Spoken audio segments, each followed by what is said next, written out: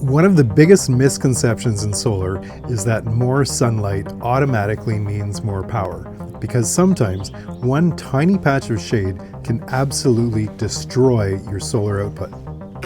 And if you've ever set up solar around trees, cabins, RVs or campsites, or even cloudy weather, you've probably experienced this already.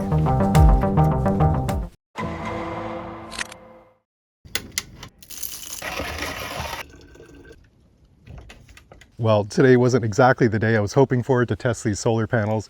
I was hoping for blazing sunshine, perfect weather, a cloudless sky. But to be honest, this may be a lot more realistic. We don't all live in Arizona. This is Canada. If we get one full day of sun in the spring, yay, hallelujah, right? We deal with cloudy days, tree cover, partial shade, changing weather, and frankly, some weird lighting conditions around the cabin. Yes, there is a solar panel under here somewhere. There it is.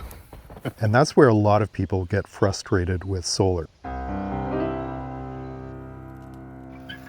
So today I want to explain something that confused me when I first got into off-grid power. Why can one tiny patch of shade absolutely destroy your solar output? And most importantly, does this kind of tech actually work, or is it just marketing hype? One of the biggest misconceptions with solar panels is that wattage means everything. You need more power, just get a bigger panel. But unfortunately, shade changes the equation completely. Traditional solar panels are usually wired like old Christmas lights. If one section gets blocked, it can affect the performance of the entire chain. So even a small shadow from a branch or a vent pipe, antenna, that type of thing, and this gets hugely frustrating in an off-grid setup like this, at a camp, at a cottage, where you're usually just surrounded by trees. And that's where solar panels like these are trying to do something differently. Now, instead of boring you with all the technical jargon, let's just call this the big, beautiful solar bypass.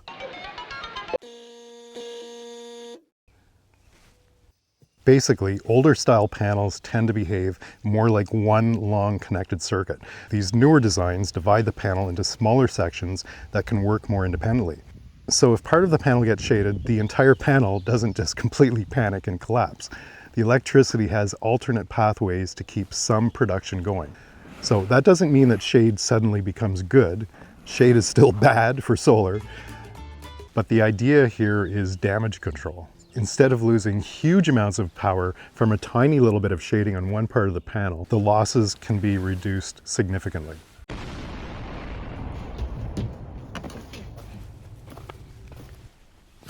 So these are the Renogy ShadowFlux 195 watt solar panels. These are meant for permanent installations. At a cabin, on your roof, maybe on top of your RV. They're really aimed at long-term installs where reliability matters more than portability.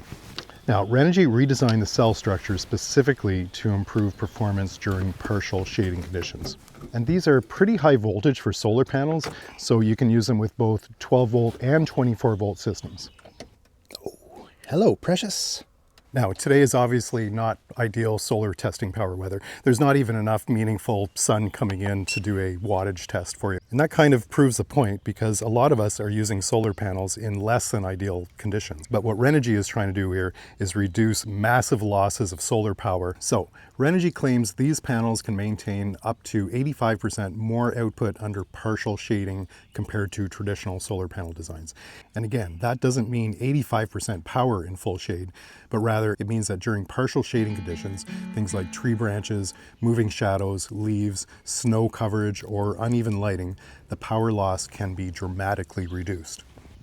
These also use newer N-type solar cells, which generally perform better in low light conditions, cloudy weather, high heat, and over longer lifespans. If space is an issue for you, compared to older solar panel types, these can produce 15% more power within the same physical space. So ultimately, the real advantage isn't that these somehow ignore shade, it's that they're designed to recover better and continue producing usable power during imperfect real-world conditions like today. Now, I want to be very careful in not overselling this. If your solar panels are in shaded conditions all day long, there is no technology that's going to fix that. Solar panels need sun. But with cabins, RVs, and setups dealing with partially shaded conditions, probably less than what I have to deal with here, these start making a lot more sense. And honestly, that's probably the biggest takeaway from this video. Solar performance isn't just about maximum wattage any longer. It's also about how your system behaves when conditions stop being perfect.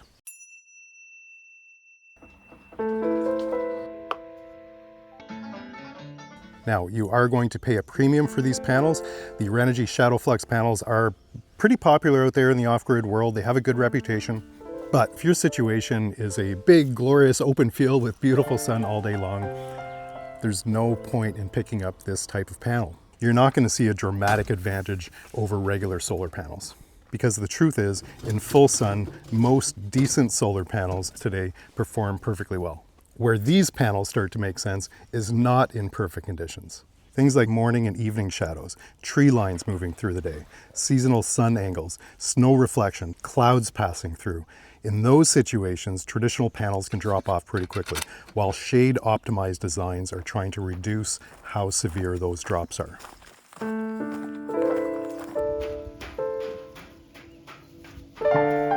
It's pollen season, which means the bees are out busy collecting, and it also means that we got to give these panels a wipe down because just in the last couple of hours they're getting a bit of a coating. Once again, right, we're dealing with imperfect conditions.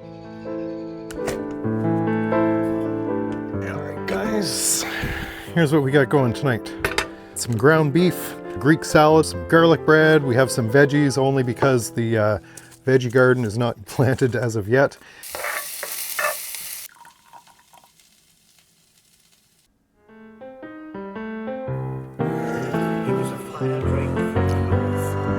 Powers of my CPAP so that I can take that nap, and it powers up my fridge.